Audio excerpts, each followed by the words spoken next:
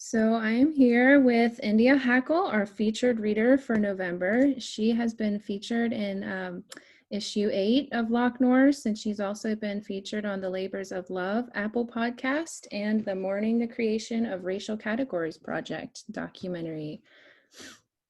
So India, I was reading your piece for issue 8, Scabs, and it's such a powerful piece. Your use of the lowercase with no capitalization really created an almost casual, somber tone, as if to say, this is normal, this is how life is. I love the way you brought this full circle by tying the beginning to the end. I think it really gives credence to the cyclical nature of what you're writing about. It opens with the word woman, and the last word is beating with no period. I mean, that's just so powerful. There's really a feeling of barely controlled rage throughout this piece, and you accomplish so much here with such a short space. I think it's the kind of piece that stays with you after you finish reading. So that being said, I would kind of just like to start out by asking about your experiences as a member of a marginalized population and how that has influenced your writing.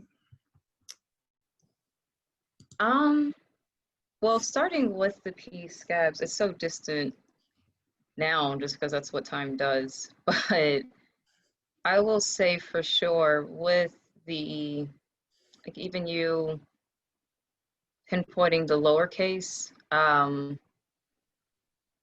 lately I've been doing that that style just because sometimes the uppercase and the correct way, I guess, or the correct way to have your grammar in a piece has been too loud and it's been like too controlling. What really work that really centers me in my writing as a woman, as a Black woman, is Ntozake Shange's work. And that was one of the first times that I saw work that didn't like go by the rules. So whether it's lowercase or it's dashes, or it's just like so much that her work did not, it didn't bow down to like this standard European style of poetry, which I kept thinking like, oh, this is what it is. So she will always be like my main light to say like you can do otherwise. Right. And that's been a main key like in my work, because I know that the stories are going to get, the stories are, they're passed down and then they come through me and then that's what I'm writing. But at the same time, I really, I'm cognizant of not being controlled in how I write those stories down and how I, like the form, the style, the tone, all that matters and I have to pay attention to it. So I always say that's the biggest thing. I think a lot of times people have the privilege where they don't have to pay attention to like what they're doing. And I think I don't have that space.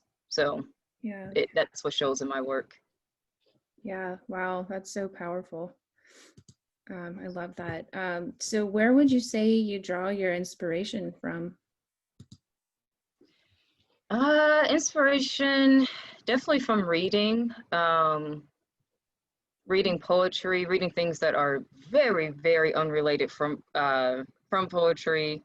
And like I'll be getting my like this Invisalign soon. I had to like sign this contract.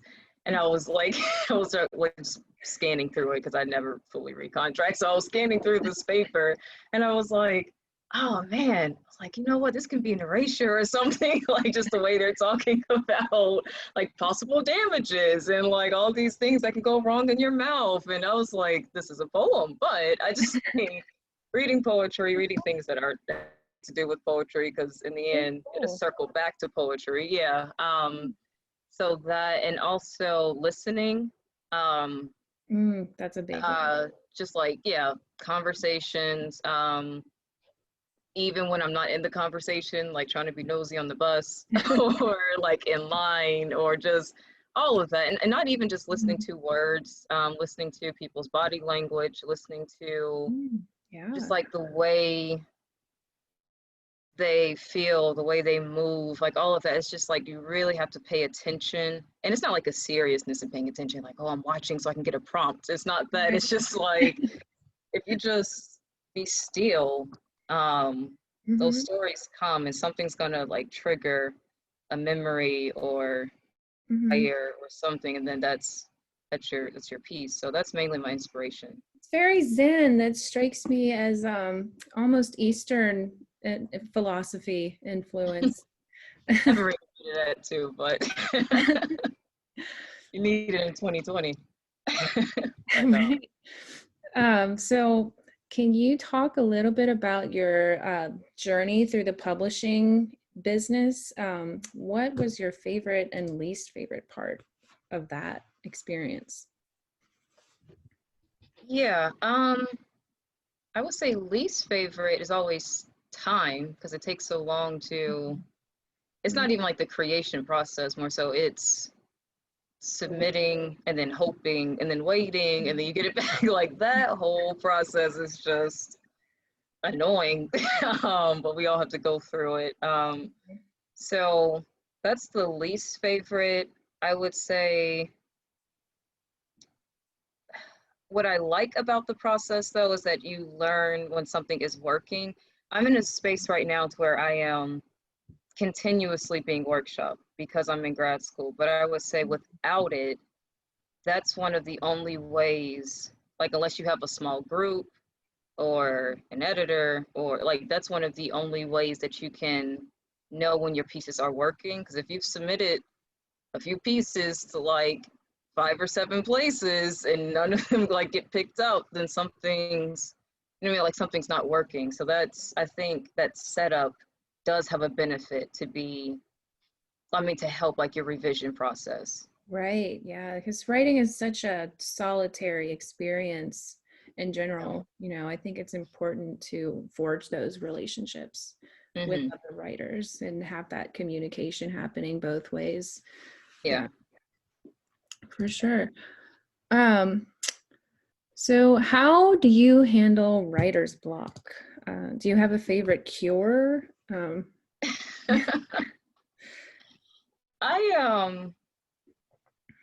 I don't think, no, I know that writing is not an isolated activity. Um, so I know that if it's not working on the page, it's something way outside of the page that's just not working. Like I'm not balanced in some, or I'm blocked in some other area, and then that's the problem. So with that, I think by the time I get to the page and it's completely like it's not working, and really for me it feels like, I'm not even trying to be dramatic, but it kind of feels, I know when I can't really like breathe, if that makes sense. And again, that's not just sitting in front of the computer, that's like just my day. I just feel tight. So if that happens, which it often does, if I'm there, I don't start with the page. Like I don't try to like fight my way through and things like that. Like I will gladly write down something that could be nonsense, but it was just a stream of consciousness, and exit. And I just do what I need to do outside of that. Like if it's a meditation, if it's what am I trying to say? If it's meditation, if it's reading, if it's just talking to a friend about absolutely nothing.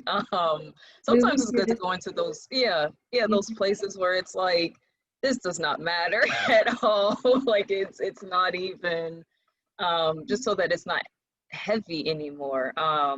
Yeah. Like watching old shows like Netflix. Thank God Netflix put on a whole lot of shows from like 90s, early 2000s, which Netflix can be a are, great source of inspiration. yeah. I mean, they some great work, of course, where it's like, needed material, but then a lot of stuff from late 90s, early 2000s, it was trash. Like, we loved it back then, but we know now it's trash. So it's like, sometimes I like watching that too. Yeah, and just being like, Kind of all rest right. your mind. Mhm. Give it a break. What was that? You kind of like rest your mind, give it a break a little bit. Yeah, it's just like, all right, I need to sit back and just not attach myself to whatever this blockage is. I think that's when we can get stuck, when we like identify with the blockage and think I am the blockage. It's like, no, you're not. Like, you're having a moment, and it's like, for a reason, Right. something is trying to get your attention. And yeah, sooner or later it'd be good for writing, so don't even attached to it. Yeah. That's, again, it's just very zen. I love it. Your no attachments thing. That's awesome. All right. So can you talk a little bit about your favorite author? Who are you reading right now? Right now I am, this all depends because I usually have a few works at a time. So I have to actually prioritize what I'm reading in grad school. So we've been reading Morrison, and Morrison will always be in the top of my list. Toni Morrison will always be top of my list. And even reading things beyond that, like Strangers in Their Own Lands, which is very relevant to like now, but that's like 4 classes.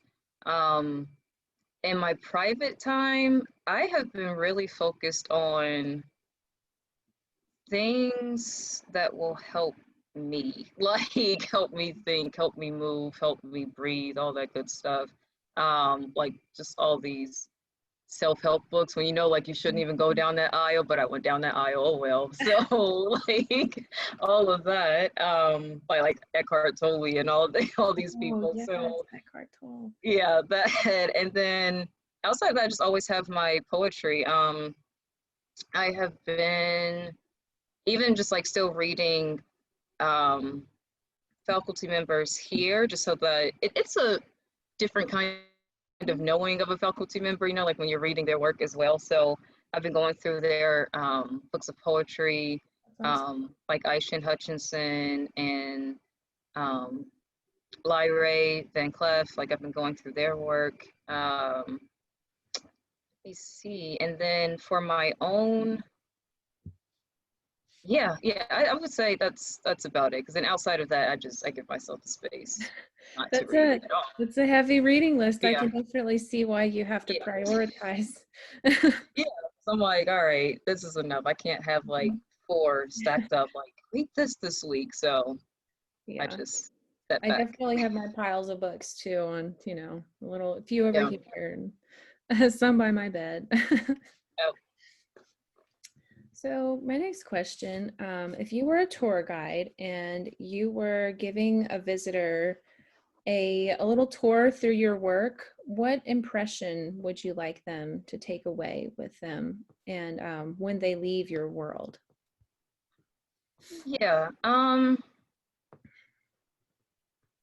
Like what's I like, yeah, when you were talking about like a tour guide, I think that's interesting because I think the purpose of a tour guide is to make it attractive. You know what I mean? Like make the space seem more than it is, like more glamorous than it is. So I would be a shitty tour guide. I'm gonna let you know before you walk into this space, like it's not cute. Like it's not something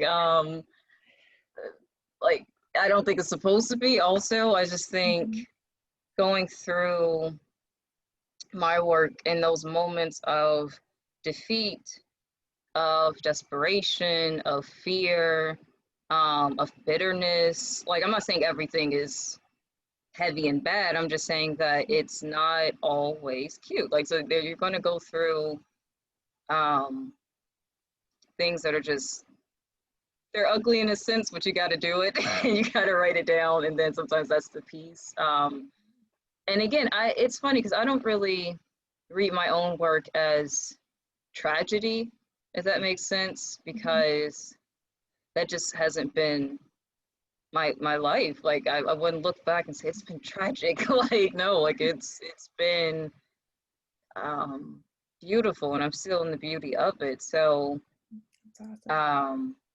and victorious as well. But at the same time, if I was a tour guide, I would just let them know, like, we have to get through the mess and then, like, before we get to something that's a bit more attractive, or like that you want to see, or whatever it may be. So Mhm. that's, yeah, I don't know, as a tour guide, put on your rain boots or get your weapons or something. I don't know, like prepare, because it's not like a walk in the park. We're not doing that. Yeah. So I yeah. like that. Yeah, there's a concept in yoga where they teach us about tapas, which is heat, and basically that means that it's sitting with discomfort, Yeah. sitting through the pain. Like when you're Mhm. going through hell, you just have to keep going and trust Right. whatever's on the other side. Right. I like that. Yeah. So, what, in your opinion, are the most important elements of good writing? I think that's what I was just going through a bit. I would say having that well no, I was the first thing, and I'm blanking, and I can't believe I'm blanking, but oh, the first thing is vulnerability for sure. Yeah, that's so important. Like just placing yourself, even what you just said with that discomfort, Mhm. it's sometimes it's like if you're way too comfortable in that piece, like maybe like you gotta check yourself. Like maybe some things, I think like you're either hiding something or you don't want to touch on it, or it's like you want to stay in this safe space. So I think for sure vulnerability, um, which sometimes is hard in poetry because you have sometimes just such little space and time Mhm. to interact with the piece. So it's harder, but worth it, um, to be extremely vulnerable. And like I said, with good writing, you got to get all of those characteristics that like you don't want in your life, like with the desperation, like with the pitifulness, or like whatever it may be, like all these moments that it's like, God, you would think in your head, like, if I could just go back and do that, like that's what you want right there. It's like you want those moments where it's like that was ugly, but um whether you know it or not, you grew from it. Yeah. So I think you need all that for good writing. And I think you also have to ask yourself, who are you talking to? Um, Mm-hmm. because Yeah. I have struggled with that, like no other, especially again being a Black female. I have to constantly check myself and figure out like, Mhm. man, who am I talking to? Like, am I talking to a large population? Like, am I talking to the Black community? Am I talking to white identifying people? Am I talking to, or is it a lot more like reverence? Am I talking to my sister, which is a lot more, it's personal, and we know each other. So the way that we talk to each other, um, it's just a known, comfortable thing. It's not like a statement or speech and things like that. So I think first that's a big one. I think asking who are you talking to, because it completely changes your tone, your style, um, and the Totally. purpose of the piece. So Mm-hmm. that was a bit scattered, but it Yeah, was no, I it was the really answer like in that. there. You could have So, said craft, you could have said plot, so many other things, but I yeah, really like that the first thing you said was vulnerability and audience, because yeah. I think those are two really overlooked things, Hmm. aspects of writing, but it is important. I mean, it's Yeah, crucial. Like you said, it can totally shape your piece. yeah. Um, So, if we have a lot of people in our audience right now who are just starting out, maybe they haven't published anything, what advice would you give to those people? Um, like I was saying with reading, definitely be reading. and this is coming from someone to where it's like reading sometimes is challenging for me just because you have to like sit with something. Like you have to be still enough to sit and absorb until you're finally indulging in the text. So, Mhm. but either way, you have to do it. Like I'm sorry, I would say like with writing, with publishing, like it won't work without it. So definitely that giving yourself the space to write as well. And I'm training myself on this too, so I'm not trying to be hypocritical, but I'm training myself also to give myself a set time in the mornings, or like a rough set times in the mornings. Um, and even if it is just like stream of consciousness or complete nonsense, you think it's nonsense, but by the time you go back through it like the next day, somewhere in there is your story, somewhere in there is like your prompt to keep going. So I would say set up those times as well, because like you need that consistency, The or discipline. else, yeah, I've been here before too, where it's like, oh, what have you written, or what are you writing? And when you really think about it, it's like, oh, I haven't written in like weeks. I haven't written in months. And it's like, because you don't have that time. Like you don't have Mhm. something that's like, this is where I'm, having that relationship with my writing. Like any relationship, if you don't give it that time to other, then it'll fail. Right. So Yeah. yeah, I think having that. And did you want to know for writing, or did you say publishing specifically? Just for writing in general, I mean, Okay, then yeah. like how would you be a successful writer? I mean, um, what does it mean to be a successful writer? Does it Yeah. like that's another question entirely, I think, because Mhm. a lot of really successful writers that we know today weren't even published in their lifetime, or like Emily Dickinson and Yep. um, but Yep. yeah, I really liked your answer there. The discipline and the creating a relationship with your writing. Yeah. Yeah, you gotta have it. Yeah, Or it's so you just gotta at crucial. least be working on it. Yeah. Yeah. And you're right, for success, I won't limit it to publications at all. I won't even limit it to grad school or not. Like I won't limit it like to these boxes, because I just don't think that's how it works. Mhm. But I don't know. Like I'm not even trying to romanticize this, but if you have that love for it, or if you have that desire for it at least, or a desperation for it, whatever it may be, Mhm. like you just got to give it that time. And I think sometimes the success comes like piece by piece also. Like you ever like write a piece and you had no idea where that piece was going, then it's done and it's like, I didn't know I still had that in me, like those thoughts or that memory, or I was going to connect it to, I don't know, the guy at the fish market, or like just like random things like that you had no idea were all connecting. And sometimes that's a reward all by itself, like just to get it out, you know what I mean? Like Right. out of you and into like its own existence. Sometimes that's success enough. Right. Yeah. Sometimes we surprise ourselves with, Yeah. what we have in us we didn't know we were capable of. Yeah. Um, so I know that you've been talking about your MFA program. Can you briefly touch on your experience, like applying, and because it's such a big experience, especially for seniors, who are considering where to go and if it's even Yeah. for them. What was that process like for you? Yeah. You need a team. That's my first word of advice. If you are thinking about grad school, you will need a team of people. You will need a team of professors and mentors and colleagues, like to go through your work, to help you revise, which program to focus on, which programs to focus on, because I was going back and forth a lot with low residency and full residency, MFA or MA, like it was hell. So I was going back and forth with like, what should I do? Where am I going? How long do I want the program to be? Because that's an entirely different world. So I'd definitely say, um, I guess I thank God, but yes, I thank God for my team, because I would not have like gotten into grad school without them.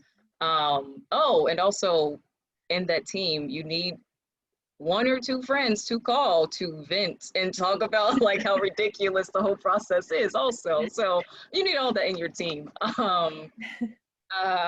That, and again, it's everyone is unique in like what they're looking um for, if they want low res or full res, like that comes down to like money, it to how much you have, how much you don't have, like do you like need to get paid to be studying kind of thing and creating, um or are you just looking for something that's more so like, you know, like part-time kind of thing, but you're still able to complete the degree. So that gets very specific. If anyone wants to email me like about that, that's fine, but I can't even go through that right now because like I said, it's hell. So yeah, it was, yeah, you have to go through that. And I would say there's a lot of fear also, because you kind of know in March, I think it was like, yeah, around February or March, what you're about to be doing for the next 2, 3, 4 years of your life, if you're gonna know, because you could get those rejections, but maybe you have, like, you have to have plan A through Z in your head of like, if I get into my top school, if I get into like my the school that was lowest on my list, and if I don't get in at all, am I going to apply again, or am I going to go for a whole different kind of program? So I'm making this sound terrifying because I'm like, no, it was, but it was worth it. So